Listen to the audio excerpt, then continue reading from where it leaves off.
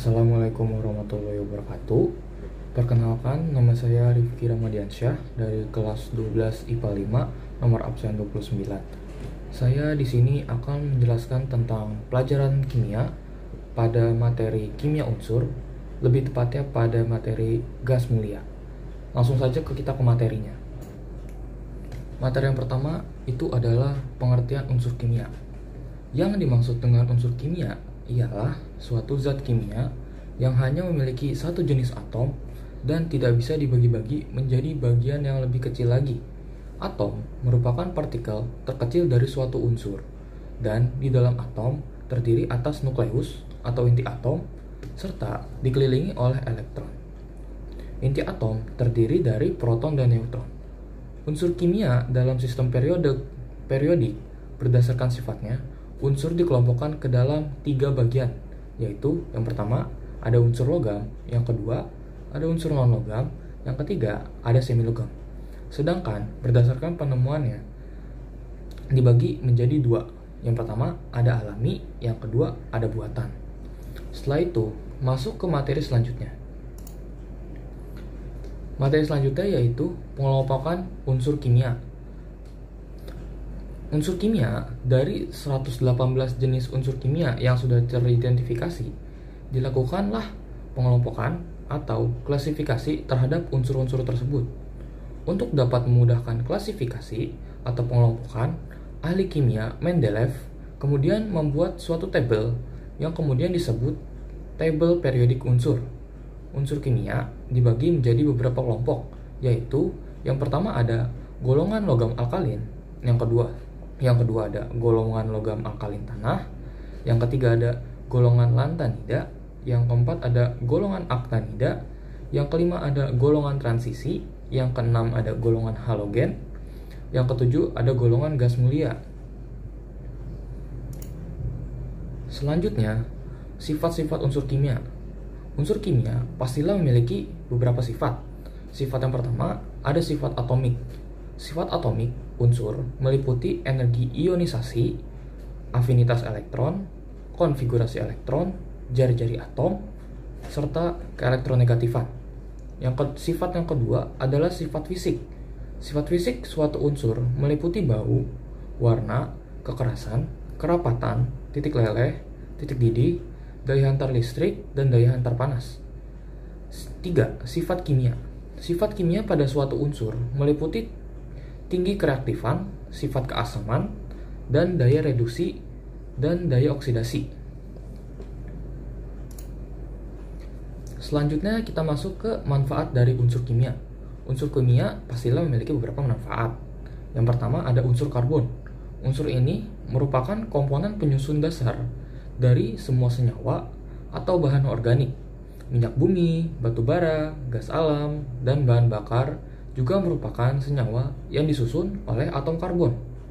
Yang kedua ada unsur hidrogen. Unsur hidrogen menyusun kurang lebih dari 90% dari atmosfer bumi, hingga merupakan unsur yang paling melimpah di bumi. Unsur ini sering digunakan untuk bahan bakar gas maupun cairan. Yang ketiga ada unsur aluminium. Aluminium merupakan jenis logam dengan bobot yang relatif ringan dan juga tahan terhadap korosi dan teksturnya yang lunak. Hal ini kemudian menyebabkan unsur aluminium banyak digunakan pada peralatan dapur, kaleng makanan, serta suku cadang otomotif. Yang keempat ada natrium. Unsur natrium. Logam natrium dapat kamu gunakan sebagai reduktor pada reaksi pemisahan silikon dan boron, sebagai medium penghantar kalor atau panas dalam fase cair, dan reaktan pada reaksi pembentukan TeL atau senyawa anti-knock pada bensin.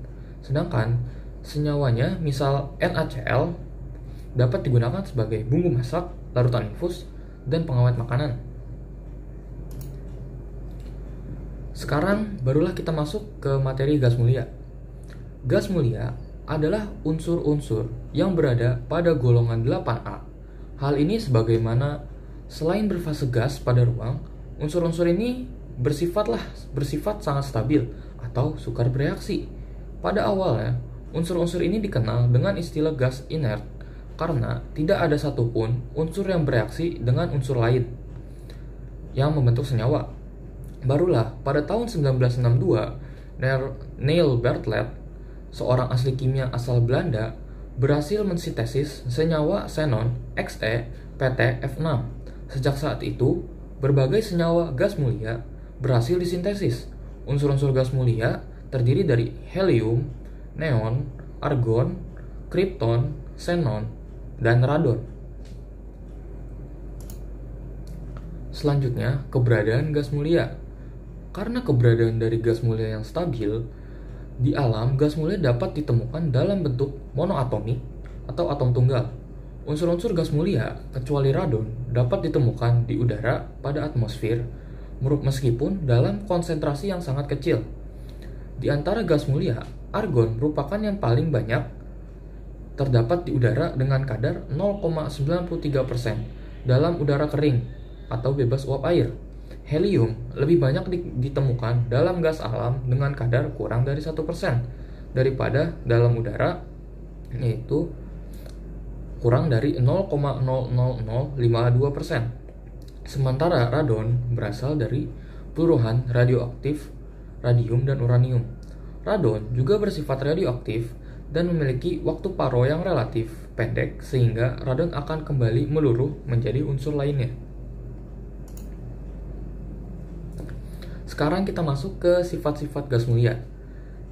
Sifat gas mulia memiliki beberapa sifat. Yang pertama ada sifat atomik.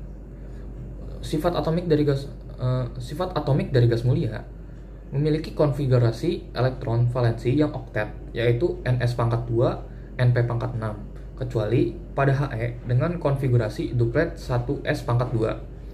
Jari-jari atom dari He ke Rn bertambah sebagaimana bertambahnya jumlah kulit elektron. Konfigurasi elektron dengan kulit valensi terisi penuh, demikian menyebabkan gas mulia yang cenderung sangat stabil atau sangat sukar bereaksi. Selain itu, unsur-unsur gas mulia memiliki energi ionisasi yang sangat besar dan afinitas elektron yang sangat rendah. Energi ionisasi dari He ke Rn semakin berkurang, sebagaimana bertambahnya jari-jari atom, sehingga gaya tarik inti terhadap elektron valensi semakin melemah dan energi yang diperlukan untuk melepaskan elektron semakin berkurang. Sifat yang kedua ada sifat fisis. Unsur-unsur gas mulia memiliki titik leleh dan titik didih yang sangat rendah. Titik didihnya hanya beberapa derajat Celcius di atas titik lelehnya. Titik leleh dan titik didih dari He ke Rn bertambah sebagaimana kekuatan gaya London atau gaya dispersi, bertambah seiring dengan bertambahnya massa-massa atom dan jari-jari atom. Densitas atau kerapatan gas mulia juga cenderung bertambah dari He ke Rn. Densitas gas dipengaruhi oleh massa atom, jari-jari atom, dan gaya London. Densitas gas akan bertambah dengan bertambahnya massa atom dan kekuatan gaya London, namun akan berkurang dengan bertambahnya jari-jari atom. Namun demikian, pengaruh massa atom dan gaya London lebih signifikan dibanding pengaruh jari-jari atom dalam hal ini, sehingga densitas bertambah dari He ke Rn. Dan yang terakhir ada sifat kimia. Oleh karena konfigurasi elektron stabil, unsur-unsur gas mulia cenderung tidak reaktif atau sangat sulit bereaksi.